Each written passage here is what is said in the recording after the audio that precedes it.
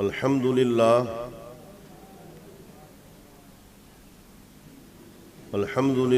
والصلاة والسلام على سید الانبیاء والمرسلین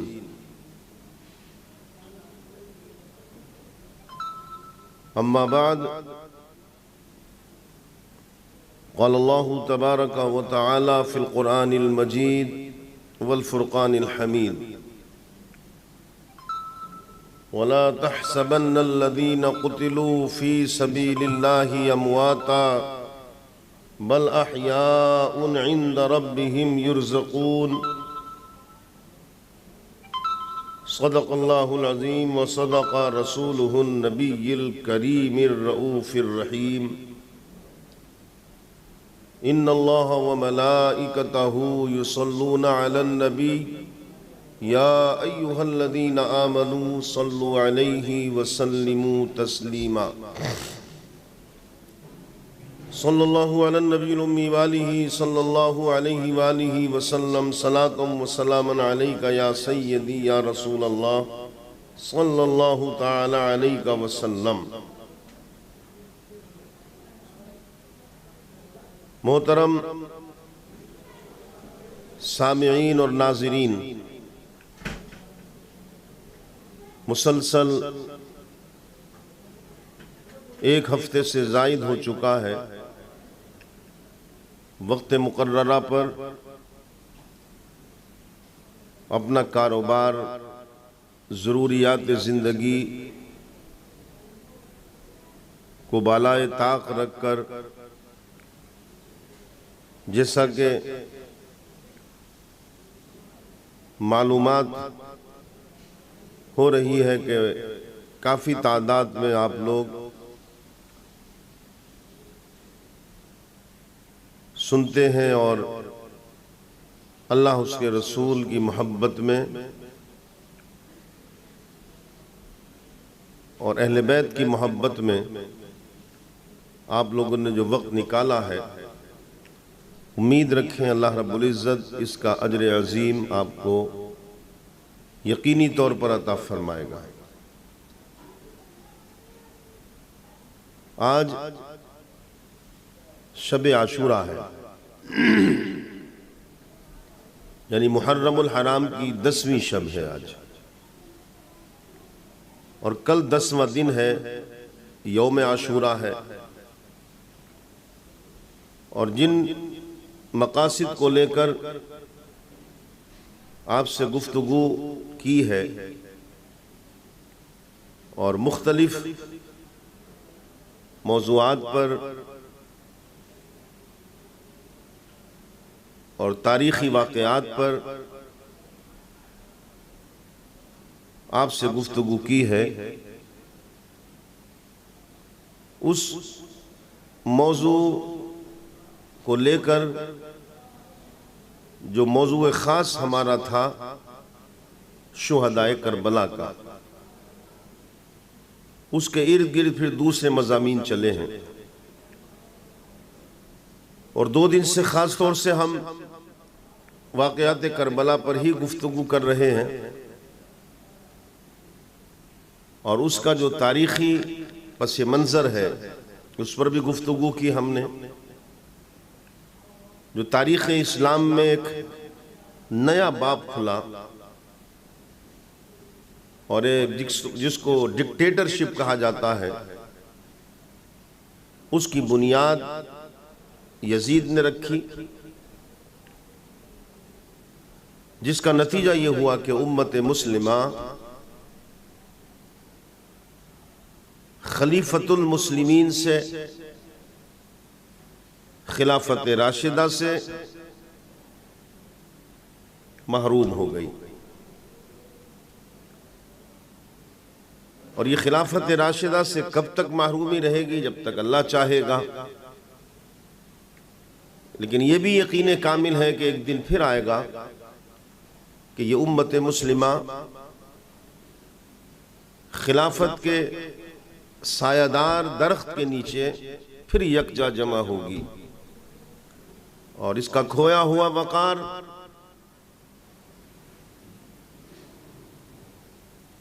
انشاءاللہ ضرور بالضرور اس کو واپس ملے گا۔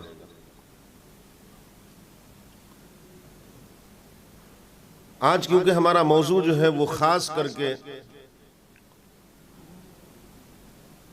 شہادت امام حسین پر ہے، کیونکہ کل کی گفتگو میں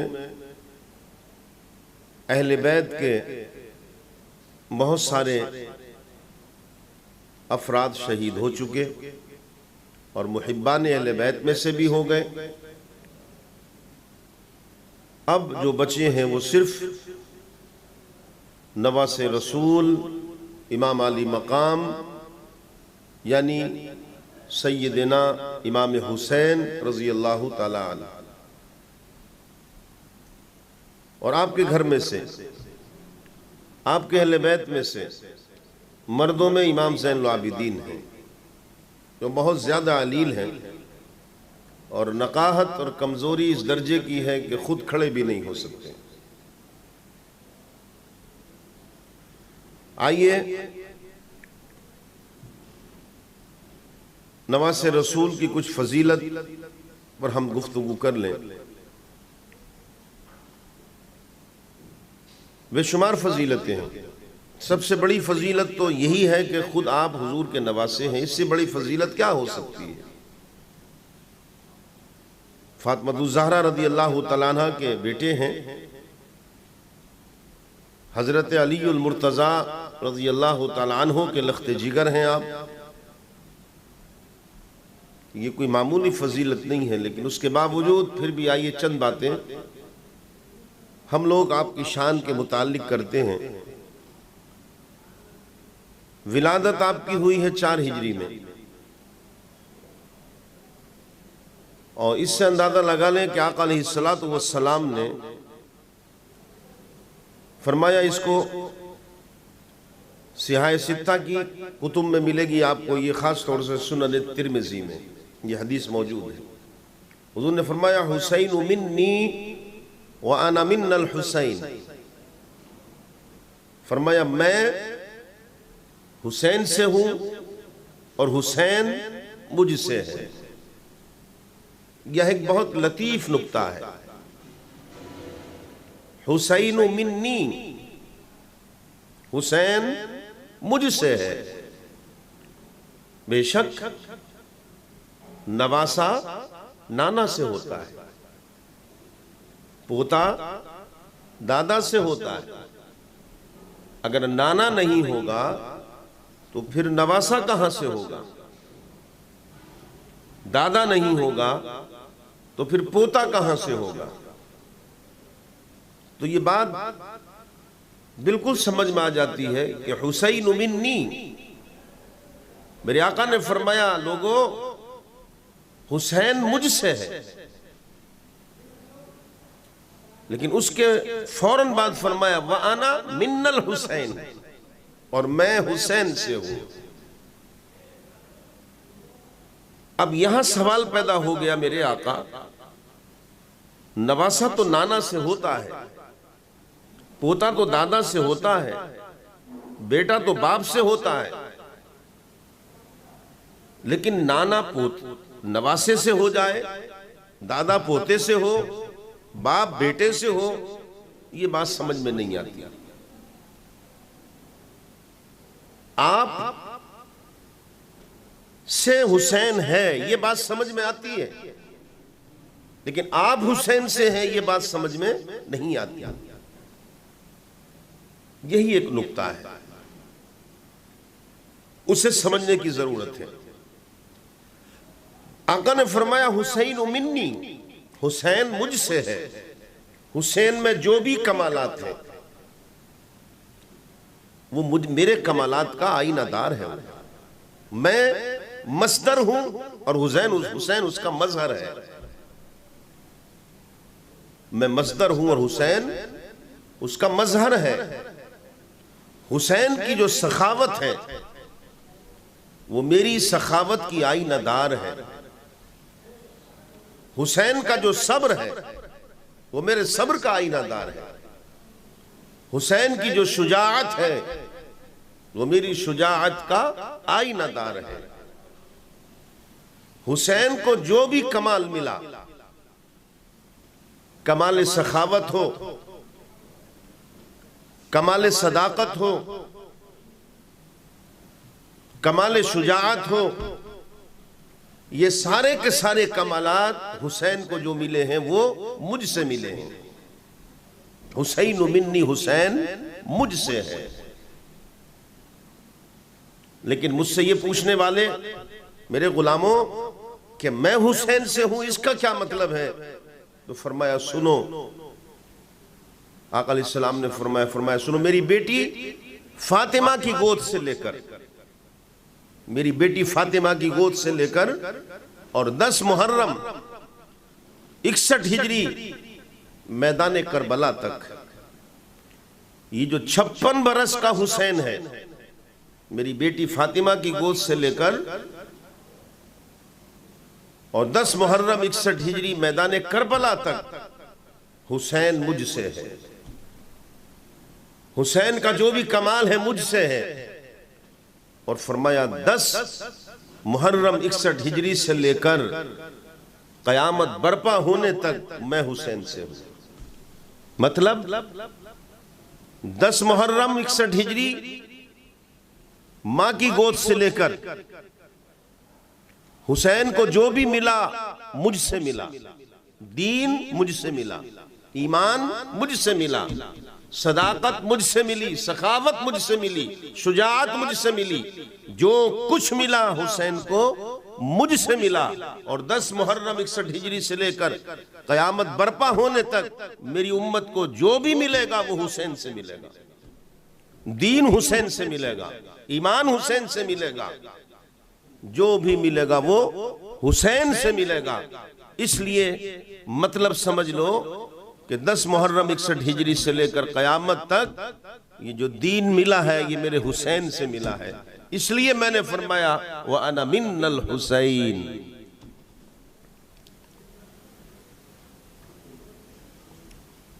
اور جہاں تک بارگاہ رسالت میں، بلکہ آقا فرماتے ہیں جہاں تک تم حسین کا مجھ سے تعلق دیکھتے ہو اور میری بارگاہ میں حسین کی قدر و منزلت جاننا چاہتے ہو تو پھر سمجھ لو حسین وہ ہے کہ جس کے لیے میں نے اپنے سجدے کو اتنا لمبا کر دیا ہے، اتنا لمبا کر دیا ہے کہ میری ظاہری حیات کا ایک ہی سجدہ ہے وہ جو سب سے لمبا ہے، اور وہ حسین کے لیے ہے، وہ حسین کے لیے۔ اس لیے آقا علیہ السلام ایک مرتبہ تشریف لے جا رہے تھے اور دوش مبارک پر، کاندھوں پر امام حسین بیٹھے تھے اور آقا علیہ السلام کی زلف عنبر اپنے ہاتھوں میں پکڑے ہوئے تھے۔ سامنے سے صدیق اکبر آ رہے تھے۔ صدیق اکبر مسکرائے اور مسکرا کر حضرت حسین سے فرمایا حسین سواری بڑی اچھی ہے، سواری بڑی اچھی ہے۔ تو امام حسین کے بچے تھے، مسکرا پڑے۔ بس ابھی بات ختمی ہوئی تھی، آقا علیہ السلام نے فرمایا ابو بکر سواری تو بہت اچھی ہے مگر سوار بھی بہت اچھا ہے، مگر سوار بھی بہت اچھا ہے۔ اسی لیے صحابہ کرام کی بارگاہ ہو، کل صحابہ نباس رسول سے بے پناہ محبت بھی کرتے تھے، بے پناہ ادب بھی کرتے تھے۔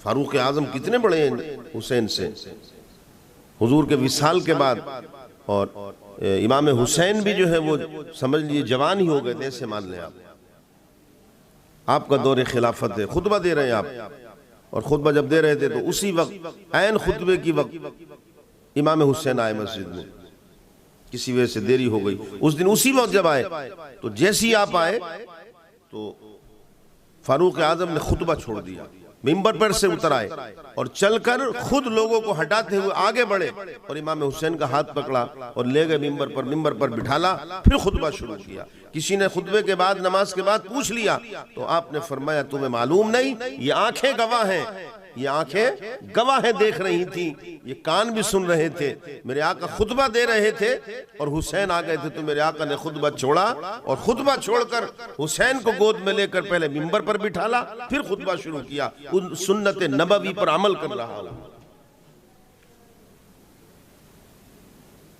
یہ صحابہ کرام کہ یہاں پر نواس رسول کی عزت اور توقیر تھی، عزت اور توقیر تھی۔ اسی لیے ابن عمر، حضرت عبداللہ ابن عمر میں یا آپ کے کسی اور صاحبزادے میں واقعہ آتا کہ آپ کے بیٹے میں، آپ کے بیٹے سے مکالمہ ہو گیا کچھ، اب وہ حضرت عبداللہ ابن عمر تھے یا عبید اللہ بن عمر تھے، جو سے بھی تھے، آپس میں نواس رسول اور وہ ایک جگہ بیٹھے تھے، کسی بات پر تیزی ہو گئی تو نواس رسول نے کہا کہ انہوں نے یہ کہہ دیا کہ میرے والد جو ہیں وہ اس وقت جانتے ہیں امیر المومنین ہیں، تو انہوں نے کہا کہ اگر آپ کے باپ امیر المومنین ہیں تو وہ میرے نانا کے غلام ہیں۔ یہ بات فاروق اعظم تک پہنچ گئی۔ آپ نے اپنے بیٹے سے کہا کہ کیا حسین نے یہ کہا ہے؟ ان کا ہاں یہی کہا ہے۔ اس نے کہا وہ کہہ ہی نہیں سکتے، کہا نہیں یہی کہا، کہا اگر یہ کہا ہوگا تو میں مقدمہ قائم کروں گا ان کے خلاف۔ تو ان کا ابا یہی کہا ہے، ان کا ایک کام کرو ذرا رائٹنگ میں لے آؤ تاکہ ثبوت رہے میرے پاس، لکھا لو ان سے۔ وہ دوسرے دن جان بوجھ کر گئے اور جو بھی لکھنے کے آلات تھے اس وقت وہ ساتھ میں لے کر گئے، پھر بات چھیڑ دی، پھر نواس رسول نے کہہ دیا کہ تمہارے باپ جو ہیں میرے نانا کے غلام ہیں، کہا لکھ دو، لکھ دو۔ انہوں نے لکھ دیا کہ عمر بن الخطاب غلام محمد صلی اللہ علیہ وسلم، یہ لکھ کر کے دے دیا۔ وہ خوشی خوشی گھر گئے اور کہا دیکھو ابا لکھا کے لایا ہوں، جیسی لکھا ہوا دیکھا فاروق اعظم نے کہا بیٹے آج تو نے بیٹا ہونے کا حق ادا کر دیا، آج تو نے بیٹا ہونے کا حق ادا کر دیا، آج سے بڑا میرے لیے خوشی کا کوئی دن نہیں ہے۔ بیٹے نے پوچھا کیا ہو گیا؟ کہا بیٹا اب ایک کام کرنا، جب میری موت واقع ہو جائے، جب اس دنیا سے جاؤں تو یہ پرچہ میری قبر میں رکھ دینا، میرے ساتھ میں کفن میں رکھ دینا۔ کیا کرو گے بابا؟ کہا فرشتوں نے بغیر پوچھا کہ تو کون ہے، تو کون ہے؟ تو میں کہوں گا میں غلام مصطفیٰ ہوں۔ تو ان کا ثبوت کیا ہے تو میں دکھا دوں گا کہ یہ نواس رسول کا دیا ہوا سرٹیفکیٹ ہے میرے پاس، میں مصطفیٰ کا غلام ہوں۔ یہ مرتبہ ہے، یہ عقیدت ہے، یہ محبت ہے، یہ ادب اور احترام ہے نواس رسول کا صحابہ کرام کی بارگاہ میں اور صحابہ کرام کی نظر میں۔ الغرض آئیے، آپ کی شہادت اپنی نوعیت کی ایک الگ شہادت ہے، وہ کیوں ہے؟ اور آپ دیکھتے ہیں کہ بہت سارے تاریخ اسلام میں شہداء کے نام آتے ہیں، صحابہ کرام نے بھی شہادت دی ہیں، صحابہ کرام کے بعد بھی امت میں شہیدوں کی بہت بڑی فہرست ہے، مگر جو مقبولیت، جو شہرت شہادت حسین کو ملی وہ کسی اور شہید کو کیوں نہیں ملی؟ ایک سوال ہے۔ بدقسمتی سے اور کم علمی کی وجہ سے اور کچھ خارجی الذہن لوگوں کی صحبت کہہ لیں، ان سے میل ملاپ کہہ لیں، ان کا پڑوس کہہ لیں، ان لوگوں کے کچھ اثرات آئے کہ جس کی وجہ سے ذہن میں یہ سوال ابھرنے لگا اور ڈال دیا گیا کہ یہ جو نواس رسول کی شہادت کا جو ذکر ہوتا ہے زیادہ اور واقعہ کربلا جو بیان ہوتا ہے اور شہیدوں کا ذکر جو نہیں ہوتا، یہ شیعوں کا طریقہ ہے کہ ایک یہ بھولے بھالے مسلمانوں کو یہ خارجیت والا ایک سبق سکھایا جاتا ہے۔ یہ موضوع ہاتھ نہیں لگا سکتا میں کیونکہ اس کے لیے وقت درکار ہے کہ آپ کی شہادت کو اتنی شہرت کیوں ملی اور کی شہادت کو اتنی شہرت کیوں نہیں ملی۔ اس میں صرف دو ہی باتیں مختصر سے سمجھا دیتا ہوں کہ شہادت حسین سیرت محمدی کا ایک باب ہے، بس اتنا سمجھ لیں آپ۔ شہادت حسین جو ہے وہ سیرت مصطفی کا ایک باب ہے، اور جب اس باب کا خلاصہ کروں گا تو بہت وقت چاہیے۔ دوسرا نقطہ یہ سمجھ لیں کہ ہر شہید صحابہ کرام ہو، تابعین ہو، تبع تابعین ہو، یا امت میں کہ جتنے بھی شہداء ہیں، 1400 سال کی تاریخ میں ہر شہید، بلکہ 1400 سال کی تاریخ کی بات نہیں ہے، پوری تاریخ انسانیت میں ہر مجاہد، ہر شہید، ہر امت میں رہے شہداء ہوئے ہیں، مگر کائنات انسانیت میں جتنے بھی شہید ہوئے اور جتنے بھی شہداء ہیں، یاد رکھیں ہر شہید کی شہادت کی داستان اس کے شہید ہونے کے بعد لکھی گئی اور شروع ہوئی ہے۔ ہر شہید کی داستان اس کی شہادت کے بعد، جب واقع شہادت اس کا ہو گیا، اس کے بعد پھر اس واقعے کی شروعات ہوئی ہے، وہ تحریری طور پر ہو، تقریری طور پر ہو، اس کا ذکر جو ہوا ہے وہ اس کی شہادت کے بعد ہوا ہے۔ لیکن واحد ایک شہادت ہے کائنات انسانیت میں کہ جو نواس رسول امام حسین کی ہے، کہ وہ شہید تو ہوئے ہیں 61 ہجری میں، مگر 56 برس پہلے جب ماں کی گود میں آئے تھے تبھی سے ان کی شہادت کا ذکر، شہادت کا تذکرہ اور شہادت کا واقعہ بیان ہونے لگا تھا، تبھی سے۔ مشکات شریف کی مشہور حدیث ہے، آقا علیہ السلام کے چچا حضرت عباس رضی اللہ تعالی عنہ کی زوجہ، حضور کی چچی، جن کا نام ام الفضل تھا، جن کا نام ام الفضل ہے، وہ خود بیان کرتی ہیں اس بات پر۔ وہ کہتی ہیں کہ میں ایک روز،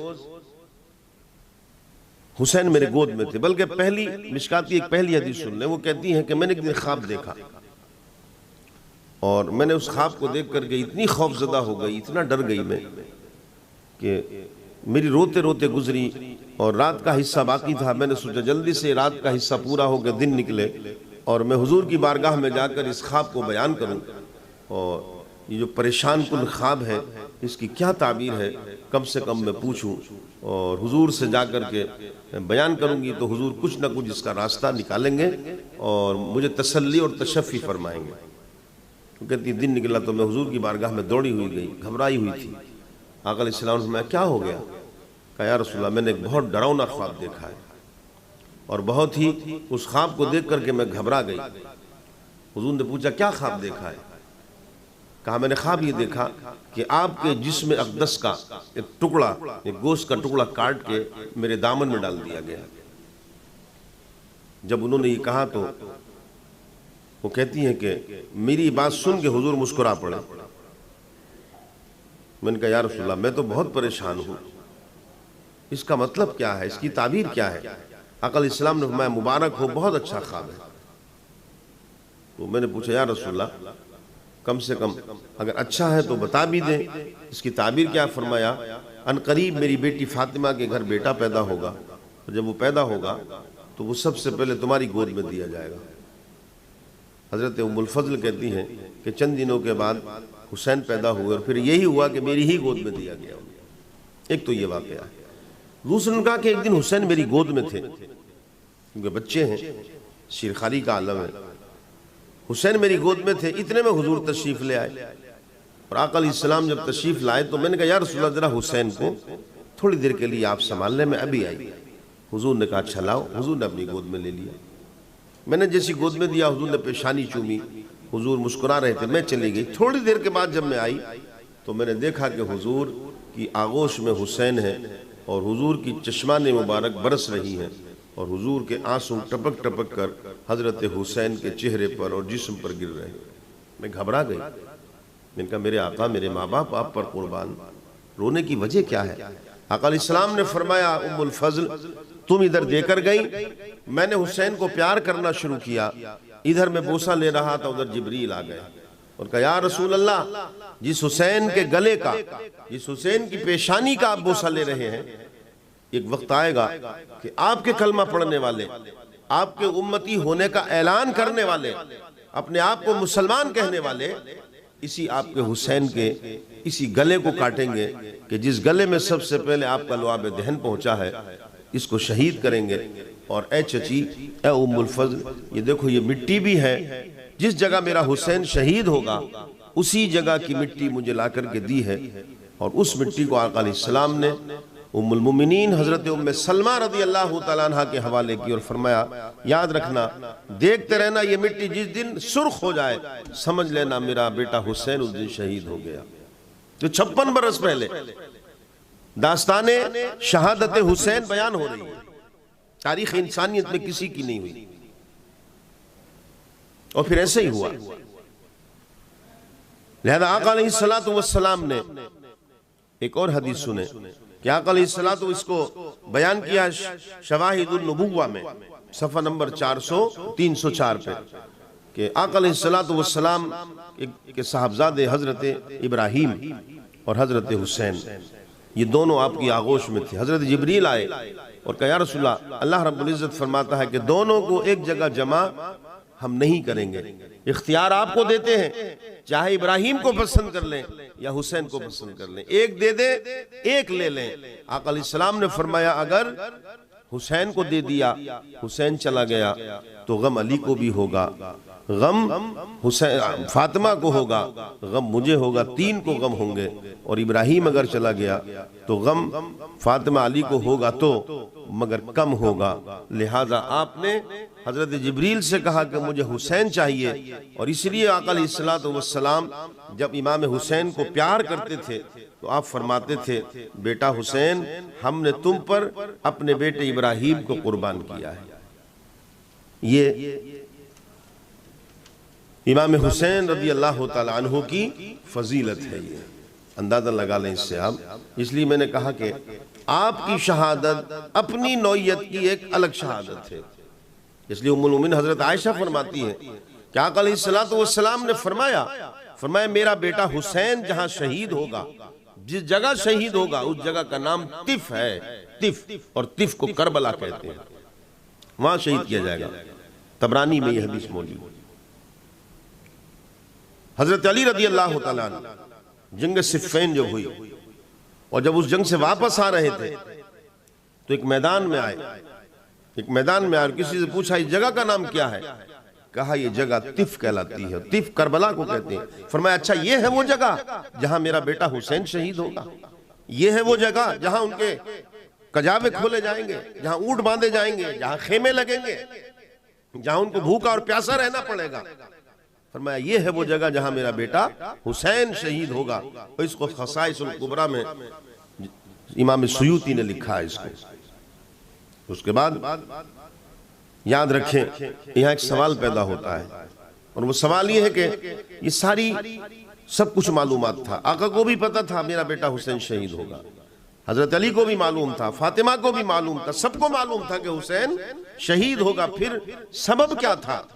وہ پیغمبر اعظم جن کی زبان سے نکلا ہوا جملہ شریعت بنتا ہو، وہ پیغمبر اعظم جن کی نگاہ اگر اڑ جائے تو اس طرف کو کائنات چل پڑے، وہ پیغمبر اعظم اگر انگلی کا اشارہ کر دے تو چاند اپنی چھاتی کے 2 ٹکڑے کر دے، وہ پیغمبر اعظم اگر انگلی کا اشارہ کرتے تو ڈوبا ہوا سورج واپس چلا آئے۔ وہ پیغمبر اعظم خاموش کیوں ہیں؟ دعا کیوں نہیں کی رب سے مولا میرے بیٹے حسین کو بچا لینا؟ کیوں دعا نہیں کی؟ ایک سوال ہے یہاں، اس کا جواب بڑا آسان ہے، کوئی دشوار نہیں ہے۔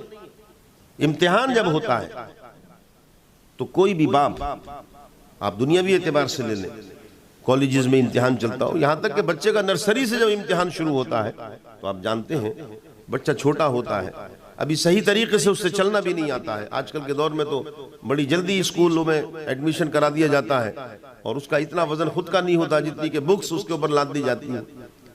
ماں پیار کرتی ہے، بیٹا بھی پیار، باپ بھی پیار کرتا ہے، مگر آپ کو معلوم ہونا چاہیے صبح کو ٹھنڈی میں اس کا اٹھنا پسند نہیں ہوتا ان کو، وہ جانتے ہیں بڑی تکلیف ہوگی اس کو، لیکن پھر بھی اٹھاتے ہیں، یہاں تک کہ اگر وہ بیمار پڑ جائے، اور اتنا بیمار پڑ جائے کہ اس کی جان کے لالے پڑ جائیں، مگر اس کے باوجود بھی اس کا باپ یا ماں اس کو پڑھنے سے نہیں روکتے ہیں، کیونکہ وہ جانتے ہیں امتحان ہوگا، اگر امتحان ہوا تو اس کی تیاری ضروری ہے، اور امتحان کا مطلب ہی یہ ہے کہ محنت کریں، تیاری کریں. اگر بغیر تیاری کے امتحان گاہ میں پہنچے تو اس بات کا کہ قوی امید رہتی ہے کہ پھر امتحان میں فیل ہونے کے خدشات زیادہ رہتے ہیں.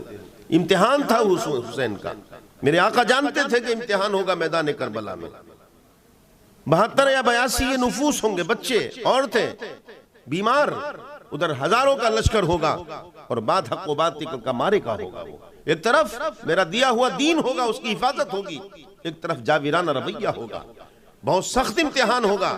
سامنے بیٹا ذبح ہوگا، سامنے بھائی ذبح ہوں گے، سامنے بھتیجے ذبح کر دیے جائیں گے، سامنے 7 برس کی بیٹی پیاس سے تڑپے گی، 6 برس کا بیٹا ماں کے دودھ سے تڑپ تڑپ کر جان دے دے گا. بہت سخت امتحان ہوگا. تو دعا تھی، مگر دعا یہی تھی کہ مولا میرے حسین کو امتحان میں کامیابی عطا فرمانا. یہ وجہ تھی جو دعا نہیں کی کہ شہادت سے بچانا اور وہاں سے بچانا. نہیں، امتحان دلانا مقصود تھا اور اس میں کامیابی حاصل ہو جائے، یہ مقاصد تھے اصل میں. بہرحال آقا علیہ السلام حالانکہ جہاں تک غم کا تعلق ہے تو شہادت حسین پر مصطفیٰ کو بہت غم ہوا ہوگا. جہاں تک غم کا تعلق ہے تو حضرت فاطمہ الزہرا رضی اللہ تعالیٰ عنہ کو بہت غم ہوا ہوگا. جہاں تک غم کا تعلق ہے تو حضرت علی کو بہت غم ہوا ہوگا. اس سے انکار نہیں کر سکتے. یاد ہوگا آپ کو جنگ بدر ہوئی تھی، اور جنگ بدر میں جو قیدی قید ہوئے تھے 70 مارے گئے تھے دشمنان دین، اور 70 کو قید کیا گیا تھا. ان 70 قیدیوں میں ایک قیدی حضور کے چچا بھی تھے، حضرت عباس، جو ابھی ایمان نہیں لائے تھے، جو دشمنوں کی حمایت میں اور اسلام کی مخالفت میں لڑنے آئے تھے. وہ بھی قید ہوئے تھے. جب ان کے ہاتھوں کو باندھ دیا گیا تھا تو رات کو ہاتھ تھوڑے سخت تھے بندھے ہوئے، جس کی وجہ سے ان کی آہ کی آواز آ رہی تھی، یعنی کراہ رہے تھے وہ اس کی سختی کی وجہ سے. وہ آواز میرے آقا کے کان تک پہنچی. چچا ہیں، صرف چچا ہیں، ایمان والے بھی نہیں ہیں، ابھی دشمن دین ہے وہ، مگر نسبت ہے حضور سے، چچا ہیں حضور کے. جب رات میں آواز کان میں پہنچی میرے آقا کے ان کے کراہنے کی، آہ کی، تو پوری رات میرے آقا نہیں سوئے. یہاں تک کہ فجر کی اذان ہونے سے پہلے فاروق اعظم کو بلا لیا اور فرمایا عمر ذرا ہاتھ تھوڑے ڈھیلے کر دو. رات بھر چچا نے آہ کی ہے، اس آہ کی وجہ سے مجھے بھی نیند نہیں آئی ہے، مجھے بھی تکلیف ہوئی ہے. اور میرے چچا کے ہی ڈھیلے مت کرنا، سب کے ڈھیلے کر دو. وہ تو چچا، اور یہ کون ہے؟ نواسے رسول، بیٹے لخت جگر ہیں، جن کی ایک رونے کی آواز آ جاتی تڑپ جاتے تھے. جب ان کے اس گردن پہ، اس حلق پہ جب تلوار چلی ہوگی تو مصطفیٰ کو کتنی تکلیف ہوئی ہوگی، کتنی تکلیف ہوئی ہوگی. اس لیے قرآن کہتا ہے آیت نمبر 53 میں سورہ احزاب میں، ان الذین یؤذون اللہ ورسولہ لعنہم اللہ فی الدنیا والآخرہ. وہ لوگ جو ایذا دیتے ہیں اللہ کو، اس کے رسول کو، حالانکہ اللہ کو کوئی ایذا نہیں دے سکتا، کوئی تکلیف نہیں دے سکتا.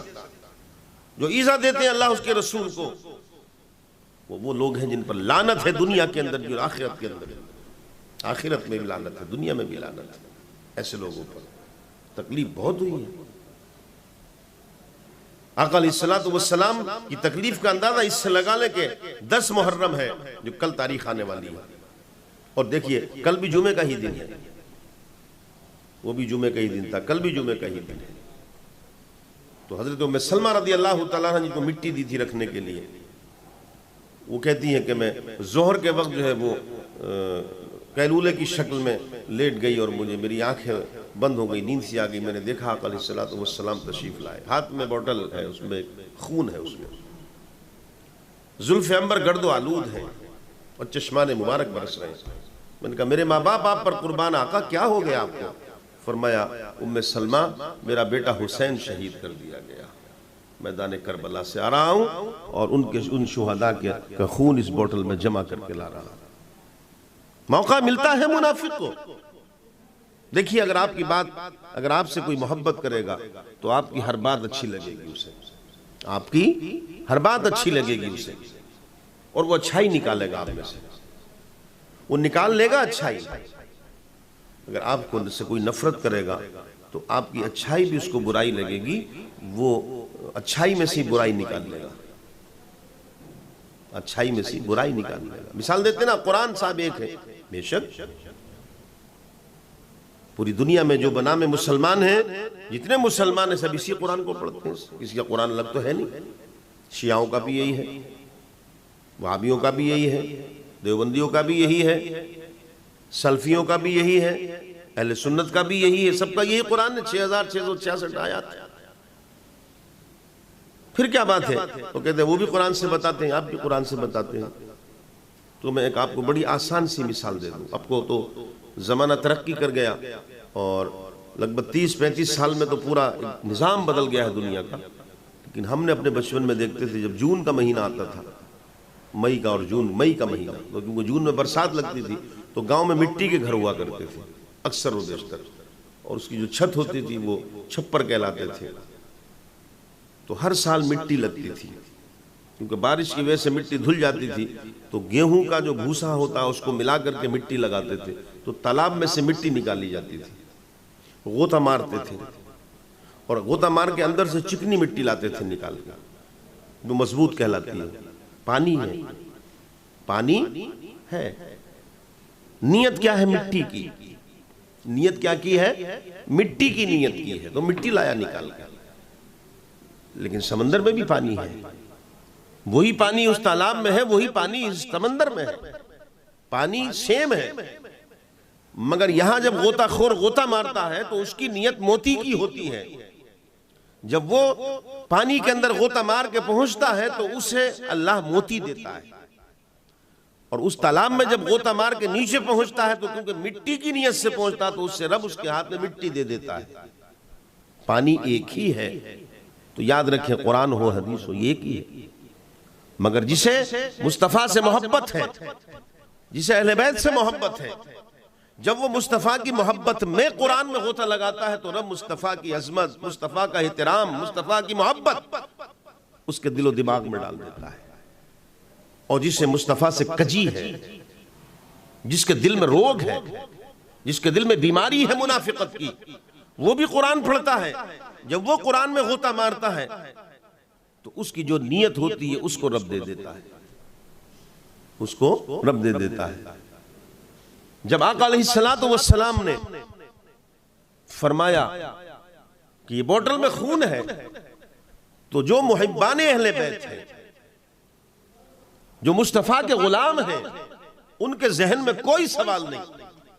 لیکن جن کے دلوں میں کجی ہے وہ سوال کر بیٹھے کہ دیکھیے اتنے لوگوں کا خون بہا اور اتنی ساری بوتل میں آ گیا. تو کسی نے اعتراض کیا، تو کوئی دیوانہ سن رہا تھا مصطفیٰ کا، کوئی عاشق تھا اہل بیت کا. اس نے کہا پاگل، تو مصطفیٰ کی بات کرتا ہے کہ اتنا خون اتنی سی بوتل میں کیسے آ گیا؟ اس نے کہا نا ہنجار، ایسے آ گیا جیسے اناساگر بہت بڑا تالاب تھا، اس کا سارا پانی خواجہ کے پیالے میں آ گیا. تو ام سلمہ کہتی ہیں کہ میری جب آنکھ کھلی تو میں گھبرا کر اٹھی. میں نے فوراً اس مٹی کو دیکھا جو مصطفیٰ نے مجھے دی تھی.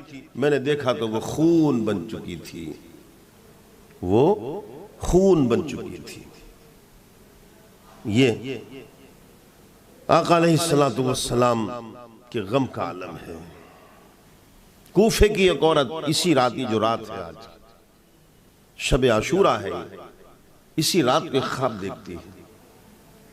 اس نے دیکھا کہ میدان ہے، وہاں ایک عورت ہے جو بڑی لمبی چادر اوڑے ہوئے اور ہاتھ میں جھاڑو ہے، جھاڑو لگا رہی ہے، اور جھاڑو لگاتی جاتی ہے، کہیں کنکر ہوتی ہے اس کو اٹھاتی جاتی ہے. اس نے کہا بی بی لاؤ جھاڑو میں لگا دوں. تو کہا نہیں میں ہی لگاؤں گی. کہا ہو کون تم اور کیوں جھاڑو لگا رہی ہو اس میدان میں؟ تو اس عورت نے کہا تم نے مجھے پہچانا نہیں، میں فاطمہ ہوں، مصطفیٰ کی بیٹی. صبح کو میرے حسین کی یہاں شہادت ہوگی اور اس لیے میں لگا رہی ہوں کہ کہیں حسین اگر زمین پر آئے تو میرے حسین سے کوئی یہ پتھر یا کنکر نہ چپ جائے. یہ غمیں بیٹی رسول کو ہے جس کا ہم اندازہ نہیں لگا سکتے. لیکن میں نے بتایا کہ امتحان تھا. رخصت ہوئے تب مصطفیٰ نے کہا مولا حسین کو صبر دینا. ماں نے بھی کہا میرے مولا حسین کو صبر عطا فرمانا. الغرض وہ وقت آ گیا آپ کے، اب سمجھ لیں آپ کے جو مجھ سے محبت کرنے والے تھے ان کی شہادتیں بھی ہو گئیں، اور مسلم بن عقیل کے جو بھائی تھے ان کی شہادتیں بھی ہو گئیں. آپ کے جو بھائی تھے اولاد علی ان کی بھی شہادتیں ہو گئیں. آپ کے جو بھتیجے تھے امام حسن کے صاحبزادگان ان کی بھی شہادتیں ہو گئیں. خود آپ کے بیٹے علی اکبر کی شہادت ہو گئی، علی اصغر شہید ہو گئے. سب لٹ گیا، سب کی شہادتیں ہو گئیں. صرف آپ ہیں بس، ایک بچے آپ. اب آپ کی باری ہے. فاطمہ کے لاڈلے کا آخری دیدار ہے، حشر کا ہنگامہ برپا ہے میان اہل بیت. اور اے کربلا کی خاک اس احسان کو نہ پوچھ، تڑپی ہے تجھ پہ لاشا جگر گوش ہے بطول. اور اسلام کے لہو سے تیری پیاس بجھ گئی، سیراب کر گیا تجھے خون رگے رسول. سیراب کر گیا تجھے خون رگے رسول. یہ ہے وہ تاریخ کربلا. جب سب کچھ لٹ گیا تنہا بچے آپ، تو پھر آپ نے تیاری کی. اور تیاری سے کرنے سے پہلے گھوڑے پر سوار ہوئے، پھر میدان میں آئے. چہرہ خون میں لت پت ہے، پورا لباس سرخ ہو چکا ہے خون سے، ہاتھ پیر سب خون میں آلودہ ہے، داڑھی بال سب خون میں آلودہ ہے. گھوڑے پر سوار ہوئے میدان میں آئے. ابن سعد 18 برس کے بیٹے کو مار دیا تم نے،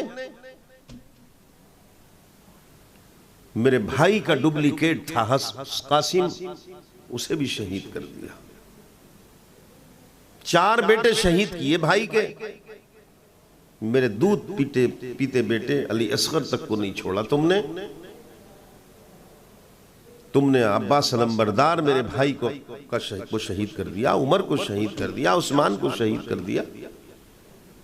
مجھ سے محبت کرنے والے ظہیر کو تم نے شہید کر دیا، قیس کو شہید کر دیا. میرے بھائی مسلم بن عقیل کے بھائیوں کو، ان بھائیوں کو شہید کر دیا تم نے. میرے کڑیل جو میری بہن کے بڑھاپے کا سہارا تھے، تم نے میری بہن کے دونوں بیٹے عون اور محمد کو شہید کر دیا. تم نے سب کچھ کر ڈالا. لیکن جاؤ، حسین ایک آپشن پھر دیتا ہے تمہیں، ایک موقع پھر دیتا ہے تمہیں. کرو توبہ اللہ سے، معافی مانگو اللہ سے، باطل کا ساتھ چھوڑ دو، اور نانا جان کی لائی شریعت کے حفاظتی سپاہی بن کر کھڑے ہو جاؤ. جاؤ حسین اس آسمان والے کو گواہ بنا کر کے کہتا ہے میں نے سب کے خون معاف کر دوں گا. جاؤ آ جاؤ اسلام کی حمایت میں، بچا لو دین کو، بچا لو دین کو. کیوں؟ اپنے ہاتھوں سے اپنی تقدیر جو لکھ رہے ہوں بربادی ہے. نہیں ملے گا کچھ، تم ہارو گے. تم یہ مت سمجھو تم نے سب کو شہید کر دیا تمہاری جیت ہو رہی ہے. ابن سعد ہارو گے تم، اور تمہاری بہت بری ہار ہوگی. شمر ذہن سے کھرچ کر پھینک دے تو جیتے گا، بہت بری ہار ہوگی. شکست فاش ملے گی تمہیں.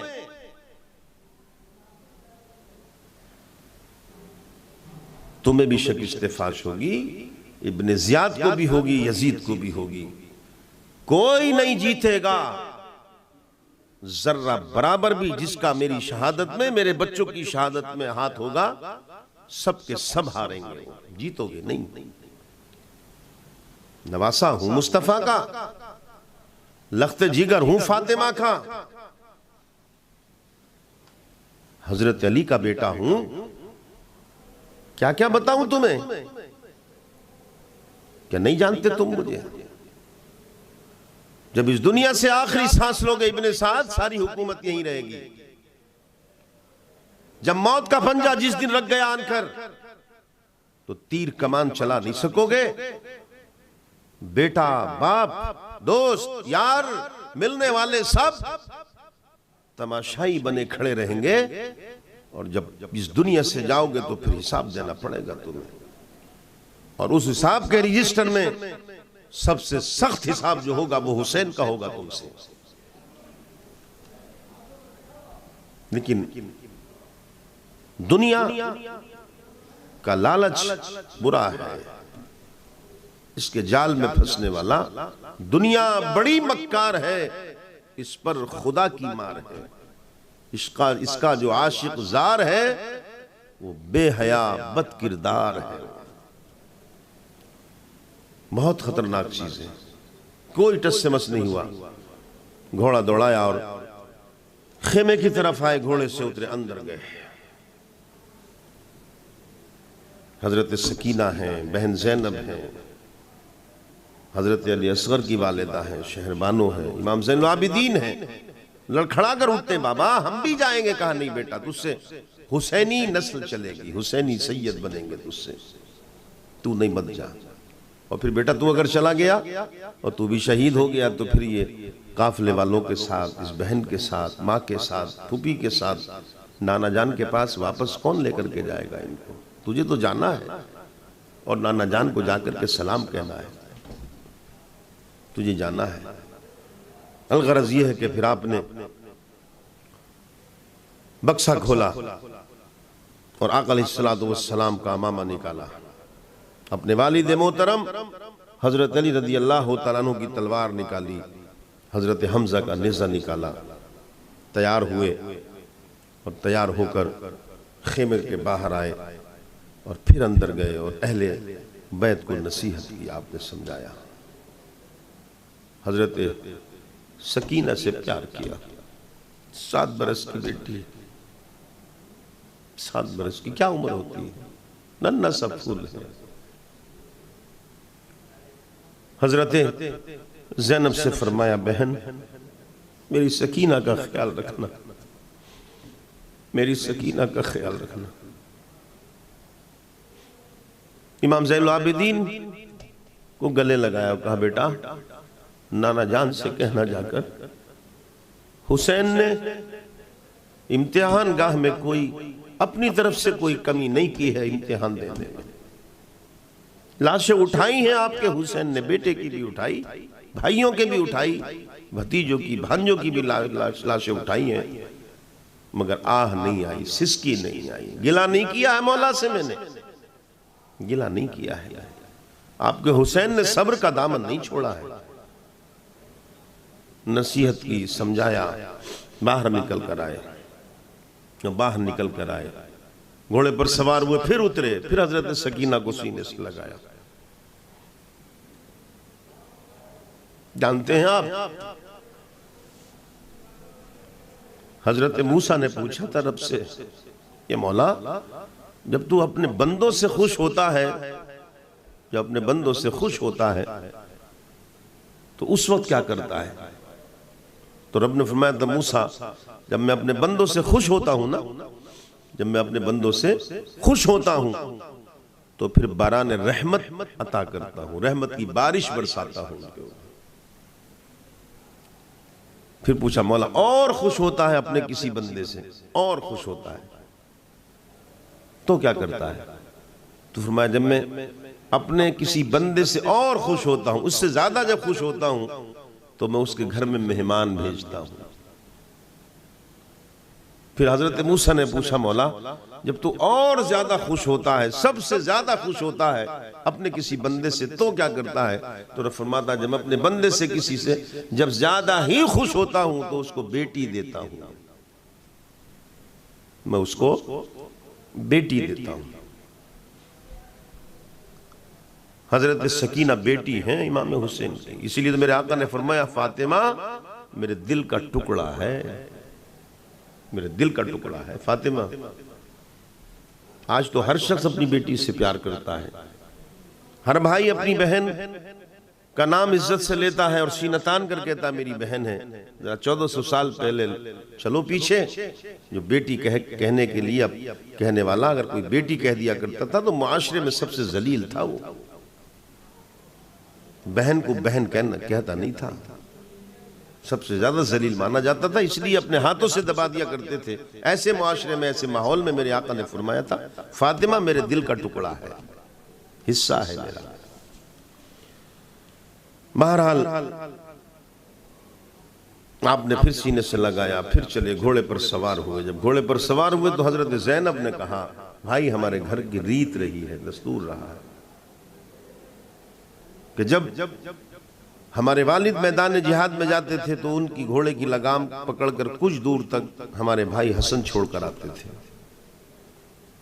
تو میرے بھائی حسین یاد ہوگا جب تم جاتے تھے، جب حسین جاتے تھے تو ان کی مہار گھوڑے کی لگام پکڑ کے کچھ دور تک تم چھوڑ کر آتے تھے. آج تمہاری گھوڑے کی لگام پکڑ کر کوئی چھوڑنے والا نہیں ہے، یہ کام تمہاری بہن کرے گی. گھوڑے پر بیٹھے، لگام پکڑی، آگے چلی. لگام چھوڑی، گھوڑے کو نواز رسول نے ایڑ لگائی اور گھوڑے کو بڑھایا. گھوڑا نہیں بڑھا. لگام کھینچی، ایڑ لگائی، پھر گھوڑے کو بڑھایا، گھوڑا نہیں بڑھا. 3 بار ایسا کیا. گھوڑا کبھی آپ کی طرف منہ کر کے گھما کے دیکھتا تھا، کبھی نیچے کودتا. آپ نے فرمایا میرے غازی کیا بات ہے، آج تو بھی یزیدی ہو گیا کیا؟ وہ کہنا چاہتا تھا حسینی ہوں، یزیدی نہیں ہوں. نیچے دیکھیے. آپ نے جب نیچے دیکھا ہے تو گھوڑے کے پیر کو حضرت سکینہ نے پکڑ لیا تھا اور کہہ رہی تھی اے ذوالجناح میرے بابا کو لے کر مت جا، جو گیا واپس نہیں آیا، جو گیا واپس نہیں آئے گا. میں کس کے سینے پر سوں گی اب؟ رات کو اپنے بابا کے سینے پر سوتی تھی. اترے آپ، پھر گلے سے لگایا، بوسہ دیا، سمارے، کہا بیٹی تمہارا اللہ حافظ ہے. شاید اس وقت حضرت سکینہ نے کہا ہوگا بابا جاؤ، اور امت کی بیٹیوں کو پیغام دیا اے بیٹیوں دین کی بات جب آئے تو اپنے باپوں کو روکنا مت. حضرت زینب نے امت مسلمہ کی بہنوں سے کہا ہوگا کہ اے بہنوں جب تمہارے بھائی اللہ کے دین کے لیے نکلے ان کے آڑے مت آنا. نواز رسول میدان میں پہنچ گئے. حیدری تلوار اور حیدری خون اور مصطفیٰ کے سینے اقدس پر سونے والا حسین اب میدان میں ہے. تاریخ گواہ ہے جس طرف کوئی حیدری تلوار چلتی تھی صفے کی صفے بھی جاتی تھی. ہاہکار مچ گئی ابن زیاد کے لشکر میں، افراتفری مچ گئی، اور آپ نے گھوڑے کو ایڑ لگا کر نہر فرات میں داخل ہو گئے. فرمایا آپ نے گرجدار آواز میں ابن سعد دیکھ پانی میرے قدموں میں ہے. حسین پانی کا محتاج نہیں، مگر پیئیں گے نہیں، پیئیں گے نہیں. روزہ ہے اللہ کی رضا کا، اللہ کی رضا کا روزہ ہے، پیئیں گے نہیں. واپس آئے نکل کے، پھر مقابلہ شروع. ظہر کا وقت ہے. مملکت اسلامیہ میں مساجد میں کہیں اذان ہو رہی ہے، کہیں خطبہ ہو رہا ہے، کہیں نماز ہو رہی ہے. جمعے کا دن ہے، 10 محرم الحرام. لڑ رہے ہیں ادھر سے ادھر، ادھر سے ادھر، یہاں تک کہ شمر اور ابن سعد نے جب دیکھا کہ لشکر تو گھبرا چکا ہے اور کئی سو لوگ جہنم رسید ہو گئے،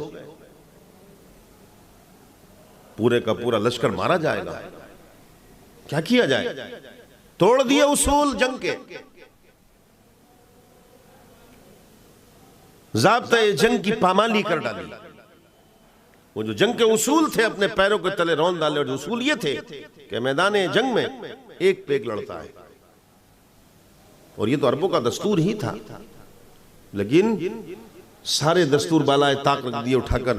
اور ابن سعد اور شمر نے فوجیوں کو سے کہا کہ بیک وقت حملہ کرو، سب مل کر حملہ کرو، ہزاروں کی تعداد میں مل کر سب کے سب حملہ کرو. کوئی تیر پھینک، کوئی تیر چلاؤ، کوئی نیزہ پھینکو، کوئی کچھ کرو کوئی کچھ کرو، چاروں طرف سے حسین کو گھیرو، اگر حسین کو گھیرا نہیں تو سب مارے جاؤ گے۔ چاروں طرف سے ہلہ بول، حملہ ہے، کہیں سے تیر، کہیں سے نیزہ، کہیں سے تلوار، 72 زخم آ چکے ہیں، 72 زخم آ چکے ہیں، مگر اس کے باوجود بھی حیدری خون میں جوش کی کمی نہیں ہے، طاقت کی کمی نہیں ہے، ہمت کی کمی نہیں ہے۔